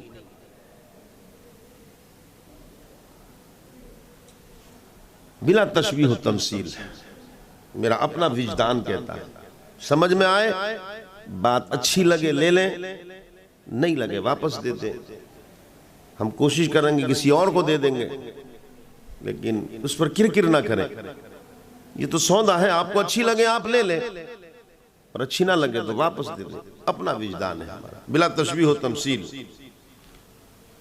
آقا علیہ السلام بھی، حضرت فاطمہ الزہرا رضی اللہ تعالی عنہا بھی، اور مولا علی کرم اللہ وجہہ بھی، تینوں روحانی طور پر میدان کربلا میں موجود ہوں گے۔ یہ اپنا وجدانی اور اپنا عقیدہ ہے کہ اپنا وجدان کہتا ہے ہوں گے، ضرور ہوں گے وہاں۔ جس سے جب کوئی اکھاڑے میں کوئی پہلوان جاتا ہے نا کشتی لڑنے، تو اس کا استاد جو ہوتا ہے وہ بھی جاتا ہے، اور وہ بھی جا کر کے دیکھتا ہے اپنے شاگرد کو، اور اشاروں میں وہ خالی نظروں کے اشاروں میں اپنے شاگرد کو سمجھا دیتا، اب یہ سب پیترا ہے، اب اس طریقے سے کر، اب اس طریقے سے کر، وہ ہلکی سی نظر اٹھاتا ہے، وہ بتا دیتا ہے ایسے کر۔ ہمت افزائی کے لیے استاد پہنچتا ہے، پہنچے ہوں گے میرے آقا بیٹی رسول بھی اور حضرت علی رضی اللہ تعالی عنہ بھی، اور کہتے ہوں گے حضرت علی کہتے ہوں گے، حسین آج میرے خون کی لاج رکھنا ہے تجھے، حیدر کرار کا بیٹا ہے، ثابت کر دے آج، اسد اللہ کا بیٹا ہے، ثابت کر آج۔ حضرت فاطمہ کہتی ہوں گی، میرے حسین اس دودھ کی لاج رکھنا جو تجھے پلایا ہے، اس روٹی کی لاج رکھنا جو چکی پیس پیس کر ہاتھوں میں چھالے پڑ گئے تھے جو تجھے میں نے کھلائی ہے، اس کی لاج رکھنا، تجھے زندگی میں کبھی بغیر وضو دودھ نہیں پلایا ہے، اس کی لاج رکھنا۔ اور میرے آقا کیا کہتے ہوں گے؟ میرے آقا کہتے ہوں گے، حسین ان کاندھوں پر بیٹھنے کی سواری کی لاج رکھنا آج، تو زلف عنبر کو جو تو لگام بناتا تھا ان کی لاج رکھنا، اس لعاب دہن کی لاج رکھنا جو تجھے چٹایا تھا، میرے حسین اس پشت پر بیٹھنے کی لاج رکھنا جو صادق سجدے کو لامبا کیا تھا، اور تھپتھپا رہے ہوں گے میرے آقا بھی، حسین گھبرا مت، جیت تیری ہے۔ فاطمہ کہتی ہوں گی، بیٹے تو جیتے گا، علی کہتے ہوں گے، بیٹے فتح تیری ہے، تھپتھپاتے ہوں گے، ہمت افزائی کرتے ہوں گے، اور حسین سے کہتے ہوں گے، یہ میرا یقین ہے اور میرا ایمان ہے، اور میرے آقا علیہ السلام اپنے رب سے کہتے ہوں گے، مولا حسین اس وقت امتحان دے رہا ہے، اسے کامیاب کر دینا، اس کی لاج رکھ لینا، اسے کامیاب کر دینا میرے مولا، ایسا نہ ہو کہ حسین کہیں فیل ہو جائے، میرے مولا ایسا نہ ہو کہ حسین کہیں فیل ہو جائے۔ لیکن رب نے لاج بھی رکھی، رب نے پاس بھی کیا، رب نے لاج بھی رکھی اور رب نے پاس بھی کیا، یہاں تک کہ ابن سعد کے لشکر نے چاروں طرف سے گھیر لیا ہے، چاروں طرف سے، لیکن اس کے باوجود بھی حسینی تلوار اور وہ حیدری تلوار رکنے کا نام نہیں لے رہی ہے۔ میرا پھر اپنا ایک وجدان کہتا ہے، الہام ہوا ہوگا رب کی طرف سے، حسین ہاتھ روک لے، حسین ہاتھ روک لے، پرچہ دینا ہے تجھے، امتحان دینا ہے تجھے۔ الغرض یہ 72 زخم آ گئے، گھوڑا بھی زخمی ہو چکا ہے، تھوڑی سی دیر کے لیے گھوڑے کو روکا، گھوڑا رکا، بھائی ادھر گھوڑا رکا ہے، ادھر کسی ملعون نے جو تیر مارا، وہ تیر اتنی سپیڈ سے آیا اور پیشانی پہ اس جگہ لگا جہاں کئی بار مصطفیٰ نے بوسہ دیا تھا، ادھر تیر جب لگا تو جھٹکا لگا سر میں، سنبھل نہیں چاہتے تھے کہ سامنے سے پھر ایک تیر آیا، اور وہ جو تیر آیا وہ سینے میں لگا، وہ بھی نازک جگہ دل پہ لگا، گھوڑا بھی زخمی تھا، خود بھی زخمی تھے، بس یہ دونوں تیروں کا لگنا تھا کہ آپ دھیرے دھیرے گھوڑے پہ سے زمین پر آ گئے، دھیرے دھیرے زمین پر آ گئے، اور زمین پر آن کر وہ خون آلود چہرہ، وہ خون ٹپکتے ہوئے کپڑے، وہ خون میں سنی ہوئی زلفیں، وہ پیشانی سے خون کی پھوار، سینے سے خون کی پھوار، اس حالت میں زمین پر آن کر حسین پلٹتے ہوئے، دھیرے دھیرے پلٹتے ہوئے اپنے ہاتھ سے اس نیزے کو جھٹکا، اس تیر کو جھٹکا دے کر کے کھینچا پیشانی والے کو، جو خون کی پھوار نکلی ہے، تو پھر اس پیشانی کو کربلا کی تپتی ہوئی ریت پر رکھ دیا، اور رکھ کر مولا سے پوچھا ہوگا، مولا سے پوچھا ہوگا، جب پیشانی رکھی ہوگی تو پوچھا ہوگا مولا سے، مولا صرف اتنا بتا دے، بس اتنا بتا دے کہ تجھے حسین کا یہ سجدہ کیسا لگا، بس یہ پوچھا ہوگا کہ مولا اتنا بتا دے تجھے حسین کا یہ سجدہ کیسا لگا، اور حسین کی یہ ادا کیسی لگی، حسین کی یہ ادا کیسی لگی، وہ ایک سجدہ جسے تو گراں سمجھتا ہے، 1000 سجدوں سے دیتا ہے آدمی کو نجات، وہ ایک سجدہ ہی تو ہے، پوچھا ہوگا مولا یہ ادب کیسی لگی حسین کی، اتنا بتا دے، جب پوچھا ہوگا نا تو جواب بھی ملا ہوگا، فَاذْكُرُونِي أَذْكُرْكُمْ اُدْعُونِي أَسْتَجِبْ لَكُمْ، یاد کرو ہم بھی چرچا کریں گے، پکارو سنیں گے، وَإِذَا سَأَلَكَ عِبَادِي عَنِّي فَإِنِّي قَرِيبٌ أُجِيبُ دَعْوَةَ الدَّاعِ إِذَا دَعَانِ فَلْيَسْتَجِيبُوا لِي، پکارو جواب دیں گے۔ جب پوچھا ہوگا حسین نے مولا سجدہ کیسا لگا، تو رب نے جواب بھی دیا ہوگا، فرمایا ہوگا حسین پوچھنا چاہتا ہے نا کہ تیرا سجدہ مجھے کیسا لگا، تیرا سجدہ کیسا لگا، تو لے سن، اب میں بتاتا ہوں تجھے کہ تیرا سجدہ مجھے کیسا لگا اور تیری یہ ادا کیسی لگی، لے فائنل پرچہ ہے اب تیرا بھی، آخری سوال تھا وہ تو نے جواب لکھ دیا، اپنے خون سے لکھا ہے، تو لے ریزلٹ بھی لیتا جا،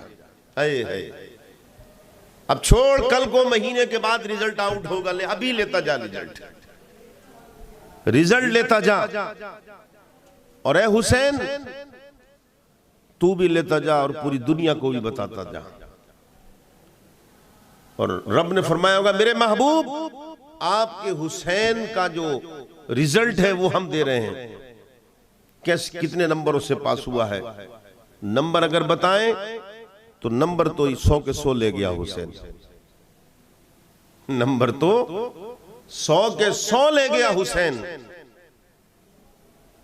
اور دوسری بات یہ بتا دیں کہ ہم نے جو اس پوزیشن پر، جس پوزیشن سے کامیابی حاصل کی ہے، اب میرے محبوب حسین کو ایک تمغہ دیتے ہیں، اور وہ تمغہ یہ دیتے ہیں، اور رب نے فرمایا گا حسین تو نے وہ کیا جو میں نے کہا، غور سے سن لیں کیا تمغہ ملا ہے کربلا میں امام حسین کو، کیا اتھارٹی اور پاور ملا ہے، کیا اتھارٹی اور پاور ملا ہے حسین کو، وہ بھی سن لیں، اور نواز رسول کی جیت اور فتح کون سی والی ہوئی ہے، اور یزید کیسا ہارا ہے، یہ بھی سن لیں۔ جب رب سے پوچھا حسین نے مولا یہ ادا کیسی لگی، تو رب نے کہا حسین تیرا یہ آخری پرچہ جو تو نے حل کیا ہے، لے نمبر 100 کے 100 دے دیے، اور نمبر 100 کے 100 دے کر تجھے تمغہ یہ دیتے کہ حسین تو نے وہ کیا جو میں نے کہا، تو نے وہ کیا دنیا میں جو میں نے کہا، اور تو نے میرے کہنے پر ایسا عمل کیا کہ تو ذرہ برابر میری مرضی سے ادھر نہیں ہٹا،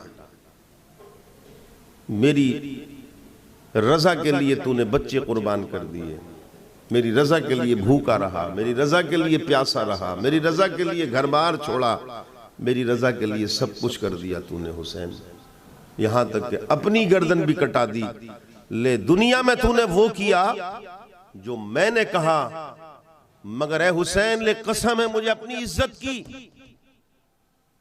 قسم ہے مجھے اپنے وعدہ لا شریک ہونے کی، قسم ہے مجھے اپنی قادر مطلق ہونے کی، میرے حسین دنیا میں تو نے وہ کیا جو میں نے کہا، لے قسم ہے مجھے اپنی عزت کی، اب قیامت میں میں وہ کروں گا جو تو کہے گا،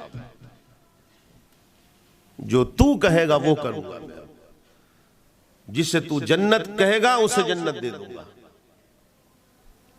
جسے دوزخ میں کہے گا اسے دوزخ میں ڈال دوں گا، یہ آج تجھے تمغہ دیتا ہوں، یہ فتح ہوئی، اور فرمایا ہوگا ناہنجارو یزیدیو مت سمجھو حسین کا گلا کٹا ہے، اور آواز آ رہی ہوگی ہر طرف سے آواز آتی ہوگی، ذرہ ذرہ کربلا کا بولتا ہوگا، اور آج بھی بول رہا ہے، 1350 برس کا زمانہ گزر گیا، آج بھی کربلا کا ذرہ ذرہ کہہ رہا کہ تو زندہ ہے واللہ، تو زندہ ہے واللہ، تو زندہ ہے واللہ، تو زندہ ہے واللہ، تو زندہ ہے واللہ، میری چشم عالم سے چھپ جانے والے، آج بھی ذرہ ذرہ کہہ رہا ہے حسین تم زندہ ہو، اور یزید مر گیا، حسین تم جیتے یزید ہار گیا، حسین تم کامیاب ہو گئے اور یزید ناکام ہو گیا۔ اللہ رب العزت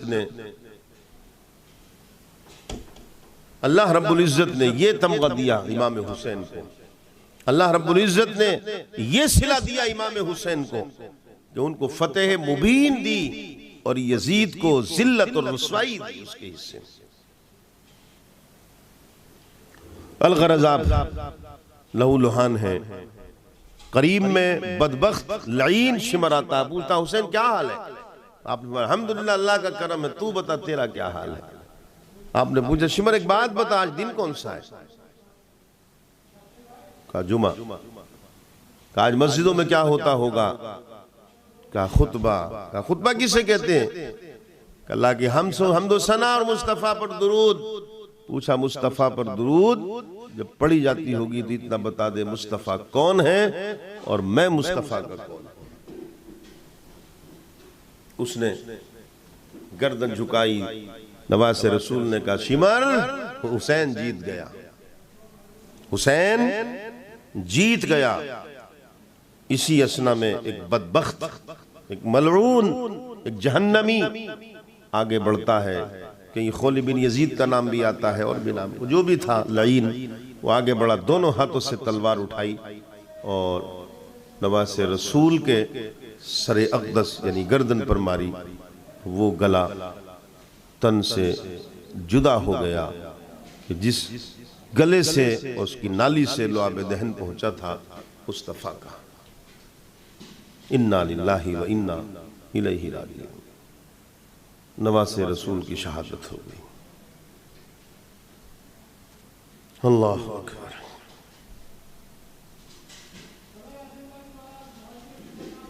جب آپ کی بھی شہادت ہو گئی تو پھر جو بربریت برسائی گئی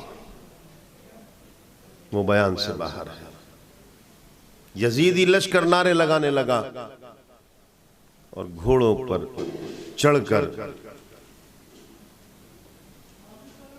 اور دستے پر دستے خیموں کی طرف چل پڑے، خیموں میں آگ لگا دی گئی، شہزادی اہل بیت کے سروں سے دوپٹے کھینچے گئے. یہ ہوا ہے اور یہ کیا گیا ہے. سوال کرنا چاہتا ہوں آج ایک آپ سے، اور آپ کے درمیان میں ایک سوال چھوڑ کر جا رہا ہوں، اس کا جواب آپ کو دینا ہے. بتائیں کون سا مسلمان بننا چاہتے ہو؟ لولوئی مسلمان بننا چاہتے ہو یا فاروقی مسلمان بننا چاہتے ہو؟ سبائی مسلمان بننا چاہتے ہو یا عثمانی بننا چاہتے ہو؟ خارجی بننا چاہتے ہو یا علوی بننا چاہتے ہو؟ یزیدی بننا چاہتے ہو یا حسینی بننا چاہتے ہو؟ فیصلہ آپ کرو، فیصلہ آپ کے ہاتھ میں، فیصلہ آپ کو کرنا پڑے گا. آپ کرو کون سا مسلمان بننا ہے. یہ کون لوگ تھے؟ جو جنگ ہوئی ہے، یہ جو شہادتیں جو بتائی جا رہی ہیں، یہ یہودیوں سے نہیں ہوئی، نہ نصارہ سے ہوئی ہے، کلمہ پڑھنے والوں سے ہوئی ہے، نمازیں پڑھنے والوں سے ہوئی ہے، حج کرنے والوں سے ہوئی ہے. انہوں نے کیا ہے یہ کہ خانواد رسول بے دردی کے ساتھ 50 برس کے درمیان میں 50 برس گزرے ہیں، اس سے بھی کم نبی کریم صلی اللہ علیہ وسلم کو پردہ فرمائے ہوئے، اور مصطفیٰ کی اولاد کو ذبح کیا گیا ہے.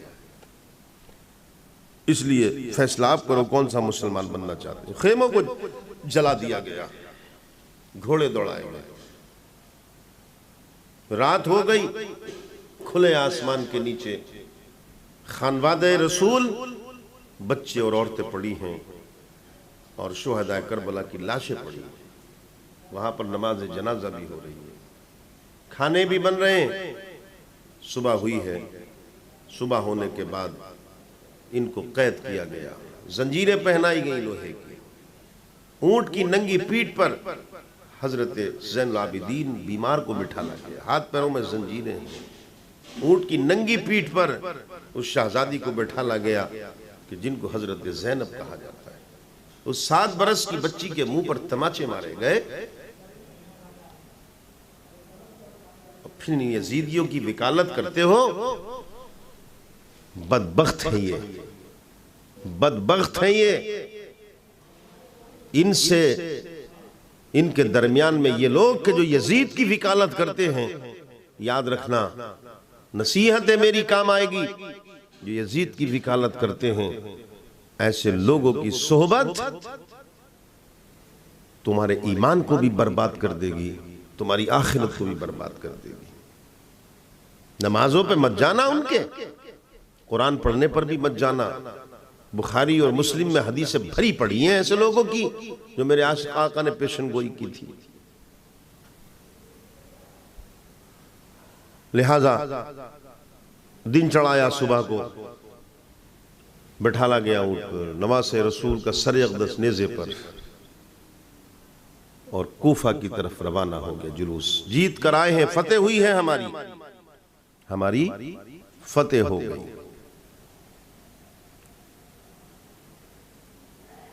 جب کوفے کے برابر، کوفے کے دروازے تھے، یعنی شہر کے اس کے اندر داخل ہونے کے ہر طرف دروازہ تھا. بڑا اچھا شہر بنایا تھا. حضرت سعد بن وقاص رضی اللہ عنہ کے دور میں 17 ہجری میں آباد ہوا تھا یہ.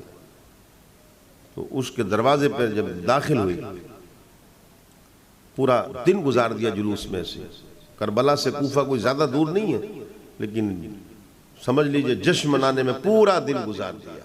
شام کا وقت کر دیا، پورا دن ناچنے گانے میں، ڈھول میں، تماشوں میں گزار دیا. فتح حاصل ہوئی ہے، جیت کر آئے ہیں. حضرت زینب اونٹ پر سوار ہیں، دوپٹہ بھی نہیں ہے. لیکن جب کوفے کا دروازہ آتا ہے، وہ حضرت زینب جوان بیٹے شہید ہوئے مگر آنکھ میں آنسو نہیں آیا.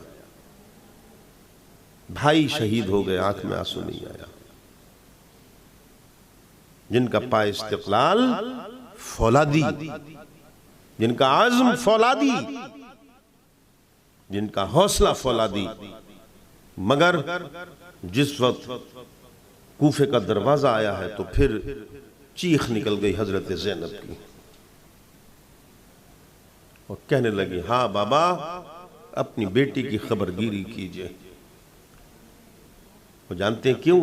حضرت علی رضی اللہ تعالیٰ کا دور خلافت ہے، کوفہ آپ کا دارالخلافہ جیسے میں نے بتایا تھا. تو ایک مرتبہ آپ مدینہ گئے تھے، اپنی بیٹی کو ساتھ میں لے گئے تھے حضرت زینب کو. جب ادھر سے واپس ہوئے تو دن تھوڑا زیادہ تھا، یعنی عصر سے پہلے کا وقت تھا، جو پورے جلباب کے ساتھ جس کو برقع کہتے ہیں اس کے حساب سے ساتھ تھی حضرت زینب. مگر کیونکہ دن تھوڑا زیادہ تھا تو کہا بابا ابھی مت چلیں شہر میں، دروازے میں گھسیں گے مجھے شرم لگے گی، ابھی دن ہے، آئے ہے دن میں شرم لگے گی. آج علی کی بیٹی کے سر پہ دوپٹہ نہیں ہے. آج چیخ نکل گئی بابا آج آپ کی بیٹی کو ننگا کر دیا گیا، یہ کیا گیا. دمشق وہ کوفہ پہنچے، گورنر ہاؤس پہنچے، رات گزری، صبح کو جشن منایا جا رہا ہے. اسیران کربلا سے کوئی نہیں پوچھتا تم نے کھانا کھایا ہے، پانی پیا ہے یا نہیں پیا ہے. صبح ہوئی، ابن زیاد بیٹھا آن کر سر اقدس رکھا گیا، چھڑی سے ماری اس نے، نواس رسول کے دندان مبارک پر چھڑی سے ماری. چھڑی. حضرت انس بن مالک بیٹھے تھے، کمزور ہو گئے تھے، تڑپ گئے. نادان کن دانتوں پر چھڑی مارتا ہے؟ ہزاروں بار میں نے بوسہ لیتے ہوئے دیکھا مصطفیٰ کو. یہ ہوا ہے. گھمایا گیا، یہاں سے پھر دمشق لے جایا گیا، وہاں دمشق کو سجایا گیا، سر اقدس تنا ہوا ہے. بتانے والا بتا رہا تھا ناہنجارو تم سمجھ ہی نہ سکے، حسین اونچا ہے اونچا رہے گا، بلند ہے بلند رہے گا. بات جھگڑا بیعت کا تھا، ہاتھ ہی لے آتے ساتھ میں، ایک ہاتھ ہی لے جا کر کے یزید کو دے دیتے. لو زندگی میں تو ہاتھ نہیں مل سکا مگر شہادت کے بعد تو ہاتھ لے آئے، لو ہاتھ میں ہاتھ لے کر ہی بیعت کر لو. نہیں، سر لے کر کے چلے جا رہے ہیں اپنے جشن مناتے ہوئے، مگر مشیت عزتی کہہ رہی ہے ناہنجارو فتح میرے حسین کی ہوئی ہے، حسین اب بھی تم سب سے اونچا ہے. دمشق پہنچا، دمشق سجایا گیا، وہاں بھی یہی ہوا. الغرض یہ کہ وہاں بھی راستوں میں گھمایا گیا اور یہ ساری شہادتیں ہو گئیں. یزید کے دربار میں پیشی ہوئی، مگر مچ کے اس نے آنسو بہائے، منافقانہ رویہ اختیار کیا. وہ تفصیلی واقعات ہیں، تاریخ پھر طویل ہو جائے گی، واقعہ طویل ہو جائے گا. کچھ دنوں قیام کر کے اور یزید نے پھر اس لٹے ہوئے قافلے کو مدینے روانہ کر دیا. حضرت نعمان بن بشیر کے ساتھ، حضرت نعمان بن بشیر ان کو لے کر واپس ہوئے. لٹا ہوا قافلہ ہے امام زین العابدین میں ہے. مدینہ میں خبر پہلے ہی ہو چکی تھی، کوہرام تھا. جیسی حدود مدینہ میں داخل ہوئے، عورت مرد بوڑھا جوان بچہ سب باہر نکل آئے. دیکھا کہ امام زین العابدین ہیں، حضرت زینب ہیں اور یہ بچے ہیں. کسی سے بات نہیں کی، سیدھے روزے رسول پر پہنچے. اور وہ امام زین العابدین جو اب تک صبر کا پیکر بنے ہوئے تھے، وہ پیالہ چھلک گیا اور روزے رسول پہ جا کر ایک چیخ ماری اور کہا نا سب کچھ کما آیا میں، کچھ نہیں بچا. اور آپ کے نواسے نے سلام کہا ہے اور یہ کہہ کر کے بھیجا ہے کہ نانا سے کہنا میں نے اپنی طرف سے امتحان دینے میں کوئی کمی نہیں کی، میں نے صبر کیا. علی اکبر کی لاش اٹھائی، صبر کیا. علی اصغر کی لاش اٹھائی، صبر کیا. بھائیوں کی لاشیں اٹھائیں، صبر کیا. اور صبر کرتے کرتے اس پرچے کا اختتام کیا ہے. یہ ہے تاریخ کربلا اور یہ ہے واقعات کربلا. لیکن اللہ کا انتقام بہت سخت ہے. ہو تو گیا یہ جو ہونا تھا اور مشیت تھی اس میں، مگر اس کے بعد پھر کیا ہوا ہے، اس کے بعد کیا ہوا ہے اور اللہ نے کیسا انتقام لیا ہے اس کے بعد، اس کا اندازہ کسی کو نہیں تھا. میں چاہتا ہوں جب 10 دن آپ نے دیے ہیں تو کل کا انشاءاللہ اور دیجئے، اور کل میں اس کو اور آگے بڑھا کر آپ کو بتا دوں گا کہ واقعہ کربلا کے بعد کیا ہوا اور اللہ نے کیسی سزائیں دی اور کس طریقے سے انتقام لیا۔ دوسرے تمام سامعین اور ناظرین سے میں ایک اپیل کرتا ہوں اور ایک اعلان کرتا ہوں کہ اب یہ جو آن لائن کا ہمارا جو سلسلہ ہے، یہ واقعات محرم تک محدود نہیں ہے، یہ سلسلہ ہمارا انشاءاللہ روزانہ رہے گا، مختلف مضامین اور مختلف موضوعات پر، جس میں دینی مسائل کا بھی حل انشاءاللہ کریں گے اور اس کے سوالات بھی ہم ریسیو کریں گے، اور بالخصوص ایک درس چلے گا ہمارا، درس قرآنی۔ درس قرآنی مکمل تفسیر تو نہیں ہوگی، اختصار کے ساتھ الحمد سے ہم انشاءاللہ شروع کریں گے، اور پھر اللہ چاہے گا اور اس کی مرضی ہوگی جب تک جتنا بھی وقت لگتا ہے، اور ہم والناس پہ ختم کریں گے پورا قرآن عظیم پڑھ کے، اس کا معنی کیا ہے، اس کا مفہوم مختصر کے ساتھ، کہ قرآن ہم سے کہتا کیا ہے، قرآن کا مطالبہ کیا ہے ہم سے، اور قرآن آخر چاہتا کیا ہے۔ اور اس کو سننے والے اور دیکھنے والی میری مائیں، میری بہنیں، میری بیٹیاں بھی ہیں، تو میں ان سے بھی درخواست کرتا ہوں کہ تمہیں بھی قرآن سے بہت کچھ ملے گا، اس لیے کہ ہماری بنیادی چیز ہے، اور یہی ہمارا سمجھ لیجئے دینی سرمایہ ہے، اور دنیاوی سرمایہ بھی یہی ہے۔ اس سے بڑی دولت ہمارے پاس کچھ نہیں ہے قرآن کے علاوہ۔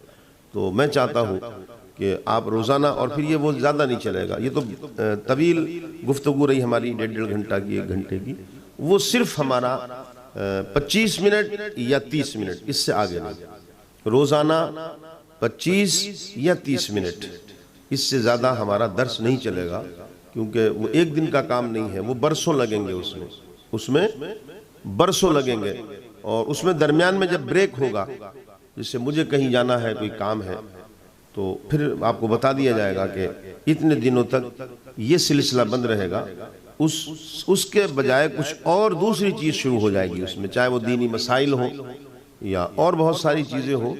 تو بہرحال یہ ہمارا آن لائن کا جو اب انشاءاللہ یہ گفتگو ہے، یہ سلسلہ ہے، یہ منقطع نہیں ہوگا، اور ہم کوشش کریں گے دینی پیغام آپ تک پہنچانے کی، کوشش کریں گے اللہ اس کے رسول کے فرمان کو آپ تک پہنچانے کی، اور کوشش کریں گے قرآن کو آپ تک پہنچانے کی، اور آپ کی ذمہ داری یہ ہے کہ 24 گھنٹے میں صرف آدھا گھنٹہ، 24 گھنٹے میں صرف آدھا گھنٹہ اس کے لیے نکالیں آپ جس نے پیدا کیا ہے، اس کے لیے نکالنا ہوگا کہ جس نے زندگی دی ہے، جو رزق دیتا ہے، جو موت دے گا، جس نے پیدا کیا پھر مارے گا، پھر جلائے گا، اس کے لیے ہمیں آدھا گھنٹہ نکالنا ہے، ہمیں بھی نکالنا ہے، اور اس کی تشہیر بھی کرنا ہے، یہ آپ کی ذمہ داری بنتی ہے۔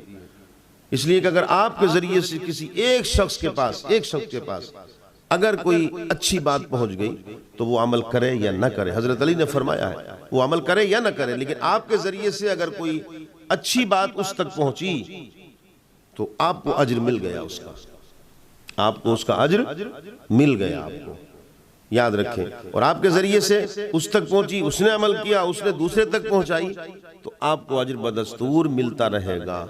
تو یہ آپ کی ذمہ داری بنتی ہے اب کہ اب آپ روزانہ انشاءاللہ کل اور پرسوں 2 دن تو نہیں ہوگا، ابھی کل میں چاہتا ہوں تھوڑی سی دیر واقعہ کربلا کے بعد کا پھر تھوڑا سا بیان کروں گا، اور پرسوں بھی بیان کروں گا، پرسوں کو بھی تھوڑا سا بیان پھر کروں گا، اور یہ موضوع ختم کر کے انشاءاللہ اتوار کے دن سنڈے سے وہی بعد نماز عشاء، اور انشاءاللہ ہم درس قرآن شروع کریں گے، اور قرآن کو جب ہم پڑھیں گے اور سنیں گے تو اس سے ہمیں معلومات بھی ہوگی، اور ایک فائدہ یہ بھی ہوگا کہ قرآن کی فیوز اور برکات سے، قرآن کی برکتوں سے ہمارے گھروں کے اندر برکتیں پیدا ہوں گی، اور اللہ رب العزت بہت ساری آفت بلیات سے اور ان آفات سے ہماری حفاظت فرمائے گا۔ اللہ سے دعا ہے پروردگار عالم اپنے پیارے محبوب جناب محمد الرسول اللہ صلی اللہ علیہ وآلہ وسلم کے صدقے میں اور نواس رسول کے صدقے میں ہماری اس گفتگو کو قبول فرمائے۔ اور اعلان آپ کو یاد رہنا چاہیے کہ کل اور پرسوں 2 دن تھوڑی سی دیر یہ واقعہ کربلا کے بعد کا واقعہ بیان کر کے، اور سنڈے یعنی اتوار سے انشاءاللہ العزیز 25 سے 30 منٹ روزانہ درس قرآن وہ بیان ہوگا، اور آپ اس کو وقت مقررہ پر آدھا گھنٹہ اللہ کے لیے، اللہ کے رسول کے لیے 24 گھنٹے میں آپ کو نکالنا ہے، دوسروں تک پہنچانا ہے اور دوسروں کو بھی اس بات پر آمادہ کرنا ہے۔ السلام علیکم ورحمۃ اللہ وبرکاتہ، وآخر دعوانا الحمدللہ رب العالمین۔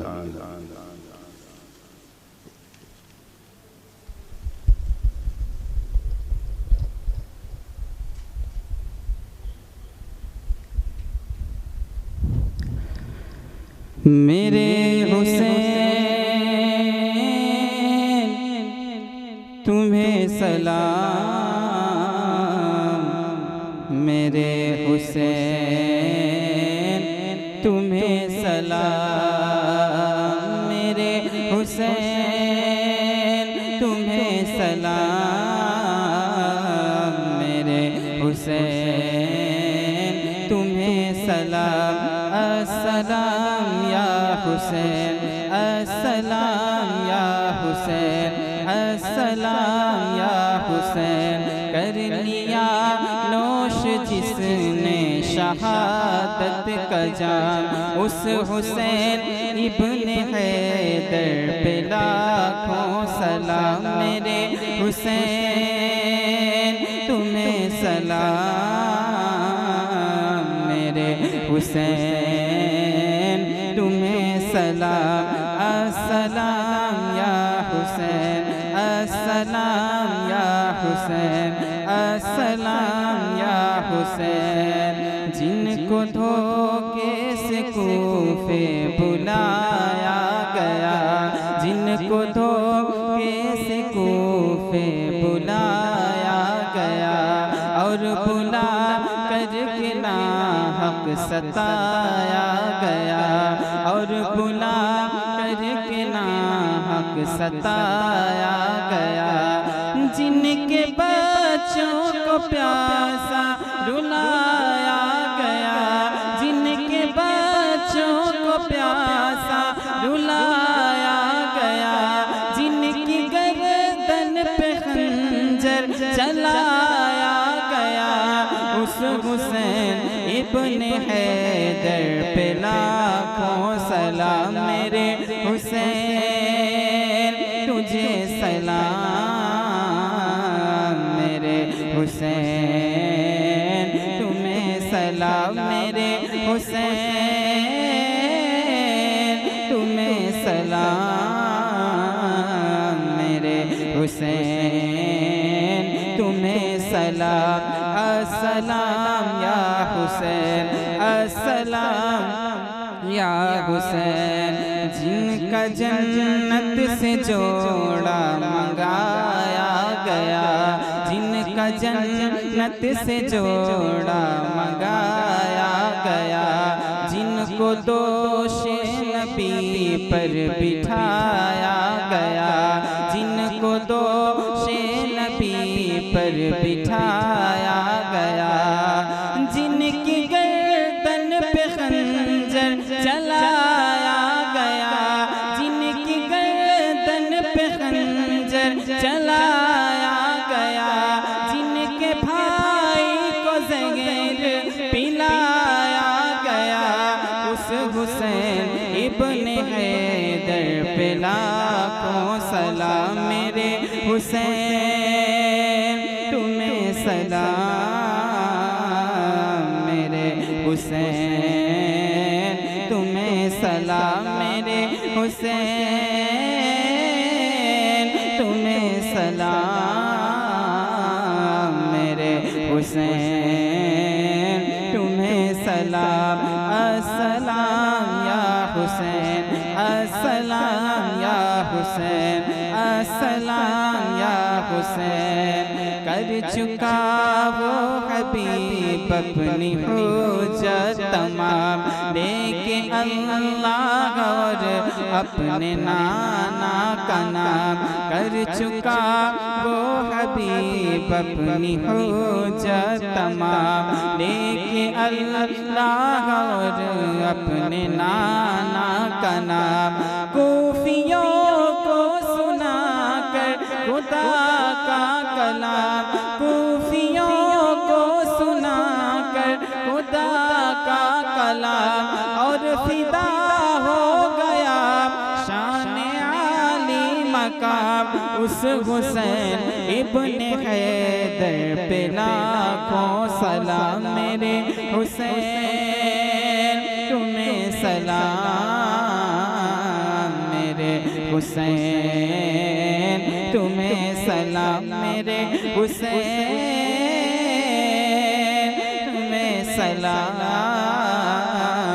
میرے حسین تمہیں سلام السلام یا حسین السلام یا حسین السلام یا حسین یا نبی سلام علیکہ یا رسول سلام علیکہ یا حبیب سلام علیکہ صلوات اللہ علیکہ اللهم صل على سيدنا ونبينا ومولانا محمد وعلى آل سيدنا ومولانا محمد وبارك وسلم صلاة وسلام عليك يا رسول اللہ الہ العالمین۔ یہ 10 راتیں مسلسل جو ذکر و اذکار کیا ہے میرے مولا،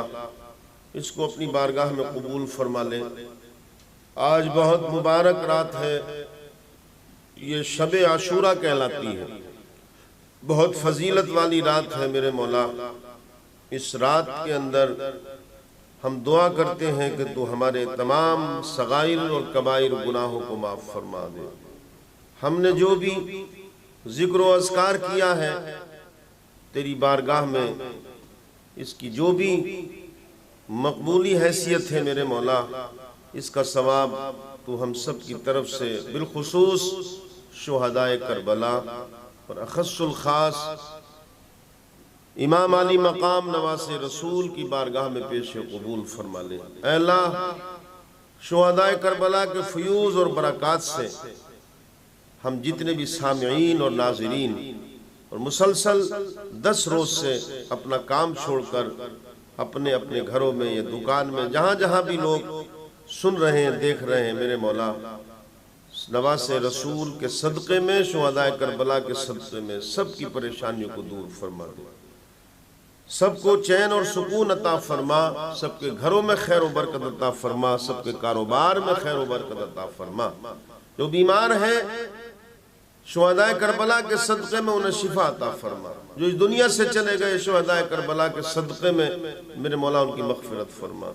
جو پریشان حال ہے، کسی بھی طریقے کی پریشانی ہے، اے اللہ اپنے نبی کے نواسے کے صدقے میں اور ان کے اہل بیت کے صدقے میں تو اس پریشانی کو دور فرما دے، مسلمانوں کے گھروں میں خیر و برکت دے۔ اے اللہ کاروبار میں خیر و برکت عطا فرما۔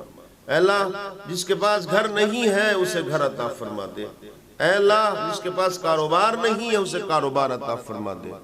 یا رب العالمین، تو اپنے حبیب کے صدقے میں، اپنے حبیب کے نواسوں کے صدقے میں، شہدائے کربلا کے صدقے میں، یا رب العالمین تو جو قرضدار ہیں ان کے قرض کے بوجھ سے انہیں نجات دے دے، جن کی بچیاں جوان ہیں ان کے لیے اچھے رشتے عطا فرما دے۔ یا اللہ گھروں میں سب کے خیر و برکت اور غربت سے، افلاس سے، تنگ دستی سے حفاظت فرما، کسی کا محتاج مت بنا میرے مولا، صرف اور صرف اپنا محتاج بنا لے۔ عزت کی زندگی، عزت کی موت دینا، بے عزتی کی زندگی، بے عزتی کی موت سے حفاظت فرمانا۔ اے اللہ یہ نیا سال اسلامی شروع ہوا ہے، یہ سال ہمارے لیے باعث برکت، باعث رحمت اور باعث ترقی بنانا، ہمیں نیکی کی توفیق دینا، برائی سے ہم بچیں یہ توفیق عطا فرما۔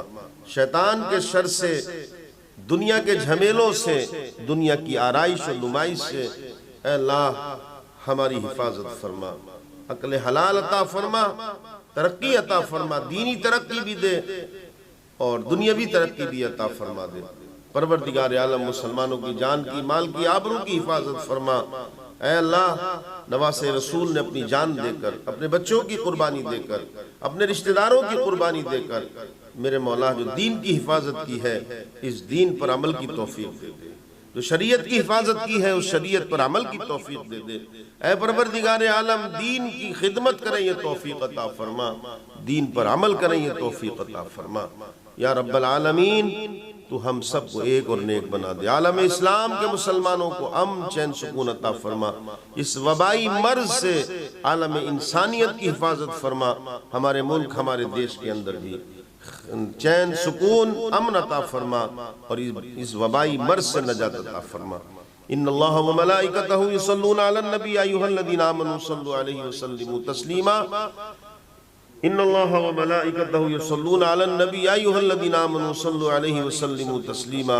اللہم صل علی سیدنا مولانا محمد وبارک وسلم صلاۃ و سلام علیک یا سبحان ربک رب العزۃ عما یصفون وسلام علی المرسلین۔